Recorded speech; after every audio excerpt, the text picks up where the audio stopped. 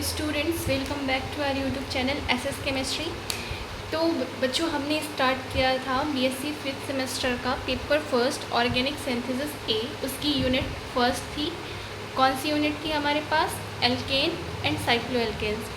तो वो हमने स्टार्ट करी थी और उसके हमने 2 लेक्चर कंप्लीट्स किए। पहले लेक्चर में हमने बेसिक इंट्रोडक्शन देखा था, किस बेसिस पर हम कार्बन एटम्स को क्लासीफाई करते हैं, कैसे कौन से आपके हाइड्रोकार्बन्स होते हैं जो संतृप्त होते हैं और कौन से हाइड्रोकार्बन्स ऐसे होते हैं जो असंतृप्त होते हैं, ये सब हमने देखा था। और वीडियो लेक्चर 2 में हमने देखा था general method of preparation of alkenes. तो उसके लिए हमने सिर्फ एक ही रिएक्शन पढ़ पाए थे हम, वो हमने पढ़ा था formation of alkenes from unsaturated, यानी कि असंतृप्त हाइड्रोकार्बन से हम किस प्रकार से एल्केन्स का फॉर्मेशन करते हैं, तो वो हमने पढ़ा था। ठीक है, उसके कुछ पॉइंट्स मैंने आपको कहे थे कि मैं नेक्स्ट वीडियो में बताऊंगी, तो आज हम उसी पॉइंट्स पर डिस्कशन करने वाले हैं। तो आज के लेक्चर को अगर आपको समझना है तो पहले आपको लेक्चर नंबर 2 देखना पड़ेगा, तभी ये समझ में आएगा। ठीक है, तो हमने बेसिकली क्या किया था कि एल्काइन से हमने एल्केन बनाया था एंड एल्कीन से हमने एल्केन बनाया था। किसके थ्रू बनाया था? कैटालिटिक हाइड्रोजिनेशन के थ्रू बनाया था। कैटलिस्ट के रूप में हमने क्या यूज़ किया था? निकल, प्लैटिनम एंड पैलेडियम यूज़ किया था। ठीक है, तो मैंने आपको मैकेनिज़्म में बताया था कि जो ये मैकेनिज़्म जिसके थ्रू आपको एल्केन मिलती है एल्कीन या एल्काइन से, तो वो आपकी 4 मेंबर साइक्लिक ट्रांजिशन स्टेट बनाती है। यहाँ पर मैंने आपको बना करके दिखाया था। ठीक है, और नेक्स्ट पॉइंट है, इस रिएक्शन में सिन एडिशन होता है। सिन एडिशन का मतलब होता है सेम साइड एडिशन। इस बात को मैं यहाँ पे लिख देती हूँ जिससे आपको याद रहेगा, same side. Okay, same side addition हमने क्यों कहा? क्योंकि देखिए, जैसे ये कैटलिस्ट है आपका, इसमें ये हाइड्रोजन आकर जब बाइंड हुए और ये जो आपका एल्कीन यानी कि एथीन हमने लिया स्पेसिफिकली, जब एथीन आके इस हाइड्रोजन से कांटेक्ट करता है तब क्या हो रहा है, ये जो हाइड्रोजन्स हैं इन दोनों कार्बन से सेम साइड से ऐड हो रहे हैं। ऐसा तो नहीं कि एक हाइड्रोजन इस साइड से ऐड हो रहा है और एक हाइड्रोजन ऊपर से ऐड हो रहा है। अगर ऐसा होता है तो हम उसे एंटी एडिशन कहते हैं, यानी कि एडिशन हुआ है लेकिन विपरीत दिशा से हुआ है दोनों में। लेकिन यहाँ पर क्या हो रहा है कि दोनों हाइड्रोजन एक ही तरफ से यानी कि नीचे से आके जुड़ रहे हैं। इसका मतलब क्या हुआ है? सिन एडिशन हुआ है। ठीक है, तो इस रिएक्शन में हम क्या देखते हैं कि यहाँ पर सिन एडिशन होता है, यानी कि जो भी आपके ग्रुप्स आके जुड़ते हैं वो सेम साइड से आके जुड़ते हैं। ठीक है, ये रिएक्शन जो है कंसर्टेड रिएक्शन मैकेनिज़्म फॉलो करती है। तो ये मैंने आपको दूसरे लेक्चर में भी बताया था कि कंसर्टेड रिएक्शन मैकेनिज़्म क्या होता है कि जब bond formation and bond breaking की प्रोसेस एक साथ हो। ऐसा होता है ना कई बार, जैसे कि हमारे पास ये कार्बन है और ये हाइड्रोजन है। ठीक है, इसके बीच मान लीजिए और ये दूसरा कार्बन है, ये दूसरा हाइड्रोजन है। फॉर एग्जांपल बस ऐसे ही बता रही हूँ। ठीक है, मान लीजिए इस कार्बन हाइड्रोजन का बॉन्ड जैसे ही टूट रहा है वैसे ही तुरंत ये कार्बन दूसरे कार्बन के साथ बॉन्ड बना ले रहा है। ठीक है, तो एक साथ जब ये प्रोसेस हो रही होती है तो हम इसे कंसर्टेड मैकेनिज़्म कहते हैं। यानी कि यहाँ पर क्या होगा कि एक साथ जैसे ही बॉन्ड टूटता है तुरंत ही बॉन्ड बन जाता है, तो उसे हम कहते हैं कंसर्टेड रिएक्शन। ठीक है, चौथा पॉइंट है हमारे पास, एल्काइन की रेट ऑफ रिएक्शन ज़्यादा होती है एज़ कम्पेयर टू एल्कीन। ऐसा क्यों कहा? कि मतलब जो आपके एल्काइंस होते हैं यानी कि ऐसे हाइड्रोकार्बन जिनमें ट्रिपल बॉन्ड्स हैं, ओके, उनकी रेट ऑफ रिएक्शन ज़्यादा होती है एज़ कम्पेयर टू एल्कीन्स। इस पॉइंट को मैं आपको थोड़ा ब्लैंक पेपर में समझाती हूँ। ठीक है, तो ज़्यादा अच्छे से समझ में आएगा। तो हमने ये रिएक्शन पढ़ी थी किसके लिए? एल्कीन के लिए। एल्कीन से हमने क्या बनाया था? एल्केन बनाया था। इन हमने एल्काइन से एल्केन बनाया था। एल्काइन से एल्केन बनाया था। एल्कीन के रूप में हमने एथीन ली थी, CH2 डबल बॉन्ड CH2, और एल्काइन के रूप में हमने एथाइन ली थी, CH ट्रिपल बॉन्ड CH। मैंने कहा कि ये जो एल्काइन है इसकी रेट ऑफ रिएक्शन ज़्यादा होगी एज़ कम्पेयर टू एल्कीन। ऐसा मैंने क्यों कहा? मैंने आपको मैकेनिज़्म में बताया था। जैसे आपका ये कैटालिटिक सरफेस है, मान लीजिए आपका निकल का कैटालिटिक सरफेस है, यहाँ पर आपके हाइड्रोजन आके ऑब्जर्व हुए।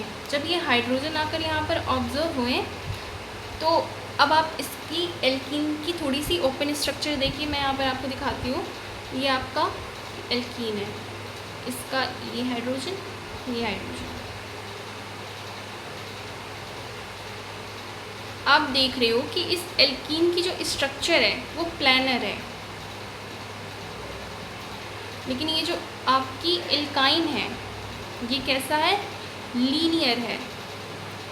तो यहाँ पर कोई भी रिएक्शन, रेट ऑफ रिएक्शन में बहुत ही मेन फैक्टर होता है आपका स्टेरिक हिंड्रेंस। स्टेरिक हिंड्रेंस का मतलब होता है कि इसमें क्या होता है कि जब ये, अगर आपका ये एल्कीन आकर यहाँ पर अटैक करता है, देखिए मैं दिखाती हूँ पहले तो अच्छे से समझ में आएगा। जैसे ये आया और इसका हाइड्रोजन यहाँ पे, तो देखिए यहाँ पे स्टेरिक हिंड्रेंस है, ये आपका हाइड्रोजन, ये हाइड्रोजन, इन हाइड्रोजन्स के बीच में रिपल्सन होगा। अगर यहाँ पर कोई और भी बल्कि ग्रुप होता, बल्कि ग्रुप इन द सेंस कोई बड़ा ग्रुप होता, मान लीजिए जैसे CH3 भी होता, अगर यहाँ पे भी मान लीजिए CH3 होता, तब भी इनके बीच में क्या होता, स्टेरिक हिंड्रेंस की वजह से, यानी कि ये जो हाइड्रोजन्स है वो अच्छे से इस कार्बन पे अटैक नहीं कर पाएंगे। ठीक है, आसानी से नहीं कर पाएंगे। अटैक तो होगा, आपका प्रोडक्ट भी बनेगा, बट धीरे धीरे बनेगा। लेकिन अगर हम यहीं एल्काइन की बात करते हैं तो इसमें कोई स्टेरिक हिंड्रेंस का फैक्टर नहीं है, क्योंकि इसके पास तो एक ही हाइड्रोजन है और ये लीनियर मॉलिक्यूल है। तो जैसे ही ये इस हाइड्रोजन से रिएक्शन करने आएगा तो ये आराम से कर पाएगा, क्योंकि इसके पास स्टेरिक हिंड्रेंस का कोई फैक्टर ही नहीं है। अब ये आराम से यहाँ से इससे बॉन्ड फॉर्मेशन कर पाएगा। ठीक है, समझ में आएगी पॉइंट आपको? ठीक, तो ये चीज़ आपको समझ में आएगी, एल्काइन का रेट ऑफ रिएक्शन क्यों ज़्यादा होता है एज़ कम्पेयर टू एल्कीन। बहुत अच्छे से आई थिंक समझ में आ गया होगा, क्योंकि मैंने अच्छे से एक्सप्लेन करने की कोशिश करी है। ओके, अब देखते हैं हम next method of formation of alkanes. दूसरी विधि क्या है जिसके द्वारा हम एल्केन बना सकते हैं? एल्किल हैलाइड से। हम एल्किल हैलाइड से भी एल्केन्स बना सकते हैं। तो इसमें भी एल्किल हैलाइड से भी हम 3 रिएक्शंस का यूज करके एल्केन्स बनाने वाले हैं, एक रिडक्शन के थ्रू और एक वुड्स रिएक्शन। ये बहुत ही फेमस रिएक्शन आप सबने आई थिंक 10th से ही पढ़ी होगी, 10th 11th 12th आप तीनों ही क्लासेस में पढ़ते होंगे। Wurtz reaction and Frankland reaction, इनके थ्रू हम क्या बनाने वाले हैं? एल्किल हैलाइड से एल्केन्स। तो पहले हम देखेंगे रिडक्शन। तो क्या लिखा है मैंने यहाँ पे? We can prepare alkene from alkyl halide by using this method except fluoride. अब मैंने यहाँ पे एक्सेप्ट फ्लोराइड क्यों लिखवाया है? पहले हम ये रिएक्शन मैं आपको पहले ये रिएक्शन बताऊंगी, फिर ये बताऊंगी कि यहाँ पर फ्लोराइड्स यानी कि जो आपके एल्किल फ्लोराइड्स होंगे, जैसे कि CH3F या फिर C2H5F अगर होंगे, तो ये इस रिडक्शन के थ्रू एल्केन का फॉर्मेशन नहीं करेंगे। क्यों नहीं करेंगे ये भी मैं आपको बताऊंगी आगे। ठीक है, तो पहले हम रिएक्शंस देखते हैं।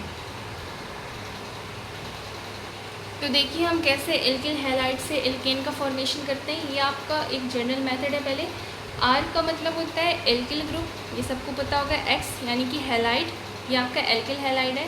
यहाँ पर हमने क्या लिया है? Zinc plus dilute HCl। Dilute लिया है हमने, कंसनट्रेटेड HCl नहीं लिया क्योंकि उसके हमें नीड नहीं है। इससे हमें क्या मिला?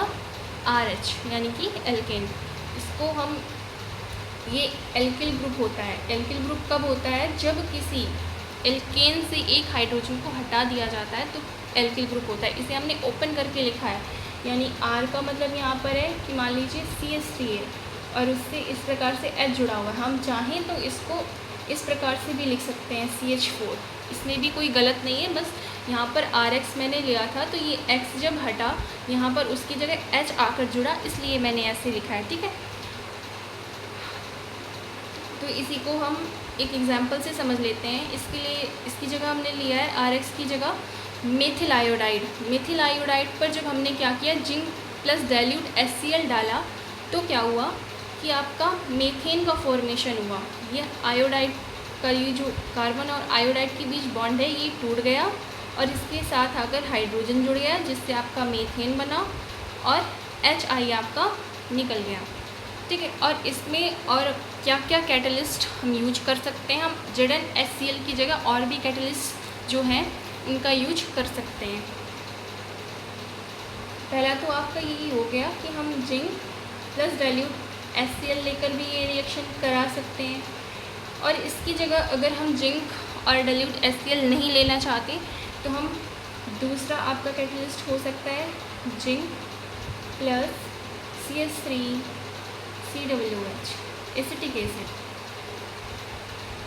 और तीसरा हम ले सकते हैं जिंक और कॉपर का कपल भी ले सकते हैं हम इथेनॉल के साथ में, जिंक एंड कॉपर किसके साथ में, इथेनॉल के साथ में, इथेनॉल के साथ में। और हम रेड फॉस्फोरस एंड HI की प्रेजेंस में भी ये रिएक्शन करा सकते हैं। रेड फॉस्फोरस प्लस HI इसकी प्रेजेंस में भी हम ये रिएक्शन करा सकते हैं। ओके, अब मैं आपको समझाती हूँ। मैंने कहा कि आपके ये सारे, अगर जैसे आपका RCl एंड RBr यानी कि एल्किल ब्रोमाइड, एल्किल आयोडाइड, ये सभी आपके जो हैं एल्किल हैलाइड से एल्केन्स बनाते हैं, एक्सेप्ट व्हाट, एल्किल फ्लोराइड। ये आपका एल्केन नहीं बनाएगा। क्यों नहीं बनाएगा वो भी मैं समझाऊंगी। इनमें पहले हम देखते हैं कि इनकी रेट ऑफ रिएक्शन कैसी होती है। ये रेट ऑफ रिएक्शन का ऑर्डर है।